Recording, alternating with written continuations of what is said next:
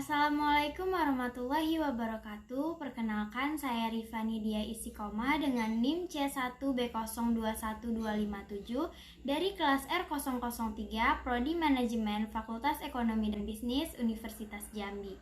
Pada video kali ini, saya akan menjelaskan mengenai siklus akuntansi pada perusahaan dagang, analisis transaksi, dan jurnal transaksi pada perusahaan dagang.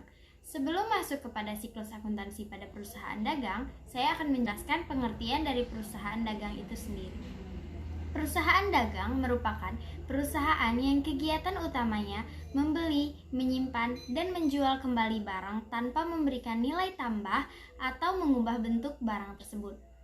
Dalam menjalankan proses usahanya, perusahaan dagang menggunakan siklus operasi. Siklus operasi dalam perusahaan dagang yang utama ada 4, yaitu pembelian, penjualan, arus kas, dan persediaan barang atau stok. Karakteristik perusahaan dagang.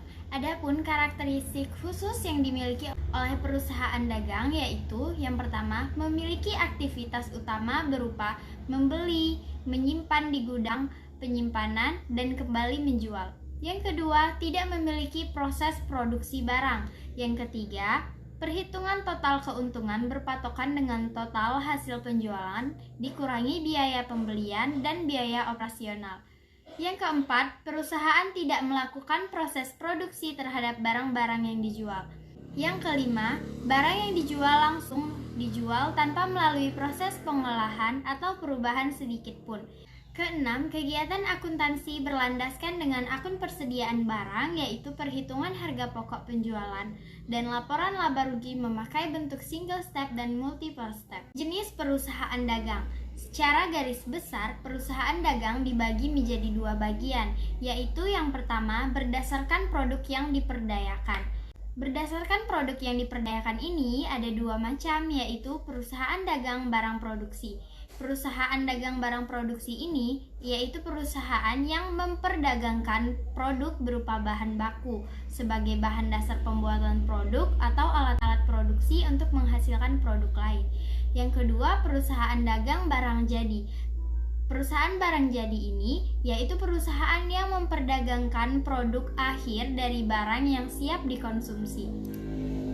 Yang kedua, berdasarkan konsumen yang terlibat. Ini ada 3 macam, yaitu perusahaan dagang besar, perusahaan yang secara langsung membeli produk dari pabrik dalam jumlah besar dan dijual dalam volume yang besar pula.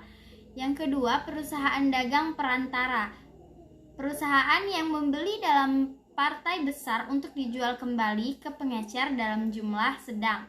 Yang ketiga, perusahaan dagang pengecer. Perusahaan ini yang langsung berhubungan dengan konsumen. Selanjutnya kita masuk ke siklus akuntansi perusahaan dagang.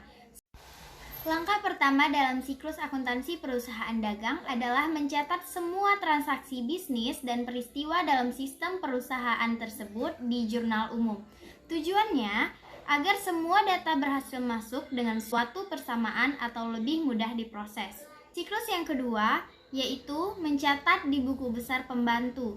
Akun buku besar akan mengkategorikan perubahan, debit, dan kredit ini pada suatu akun. Tujuannya agar manajemen dapat memiliki informasi yang berguna untuk tujuan penganggaran dan kinerja. Siklus yang ketiga yaitu membuat neraca saldo sebelum disesuaikan. Posting akun ke neraca saldo yang belum disesuaikan cukup sederhana. Pada dasarnya, masing-masing saldo akan dipindahkan dari akun buku besar ke neraca saldo. Langkah yang keempat yaitu menyusun jurnal penyesuaian. Jurnal penyesuaian adalah entry jurnal yang dibuat di akhir periode untuk mengoreksi akun sebelum laporan keuangan disusun. Yang kelima, neraca telah disesuaikan. Neraca saldo yang telah disesuaikan adalah daftar dari semua akun dan saldo dari buku besar sesudah dilakukan entry penyesuaian pada prode akuntansi sebelumnya atau sudah diposting.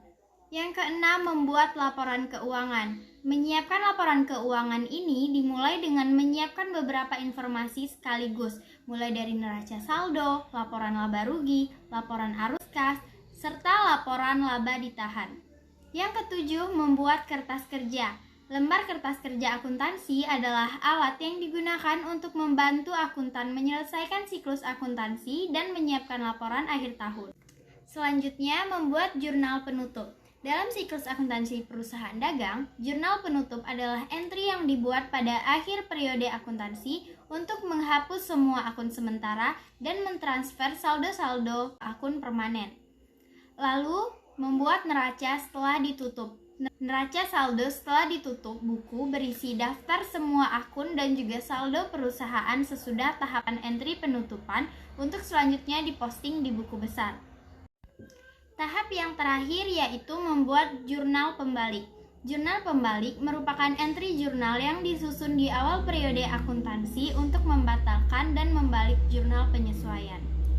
Selanjutnya, analisis transaksi. Dalam perusahaan dagang, ada beberapa jenis transaksi yang terjadi dalam operasional sehari-hari, yaitu jasa pembelian, kedua penjualan, 3 membayar upah dan gaji, 4 pembelian aset tidak lancar, 5 asuransi dan pembayaran pajak, 6 membeli barang material. Jenis transaksi akuntansi perusahaan dagang berdasarkan hubungan bisnis. Yang pertama yaitu transaksi eksternal. Transaksi eksternal ini melibatkan perdagangan barang dan jasa dengan uang. Yang kedua, transaksi internal. Transaksi internal ini tidak melibatkan penjualan apapun, melainkan proses lain dalam organisasi. Jenis transaksi akuntansi perusahaan dagang berdasarkan pertukaran uang ada 3. Yang pertama, transaksi tunai. Kedua, transaksi non-tunai. Ketiga, transaksi kredit. Jenis transaksi perusahaan dagang berdasarkan tujuannya ada 3 juga. Yang pertama, transaksi bisnis. Yang kedua, transaksi non-bisnis. Yang ketiga, transaksi pribadi. Selanjutnya, poin yang ketiga yaitu jurnal transaksi perusahaan dagang. Jurnal umum merupakan kumpulan catatan secara lengkap dan rinci dengan tujuan mencatat hasil transaksi yang terjadi secara keseluruhan. Jurnal umum perusahaan dagang adalah jurnal yang mencatat seluruh transaksi keuangan yang timbul akibat kegiatan perdagangan seperti pembelian barang dagang, penjualan barang dagang, pengembalian barang dagang yang dijual atau dibeli, serta potongan atas penjualan atau pembelian. Pada umumnya, terdapat 2 jenis metode pencatatan jurnal umum dalam perusahaan dagang, yakni metode fisik dan metode perpetual. Baiklah, hanya itu yang dapat saya sampaikan. Lebih dan kurangnya mohon maaf. Wabillahi taufiq wal hidayah. Wassalamualaikum warahmatullahi wabarakatuh.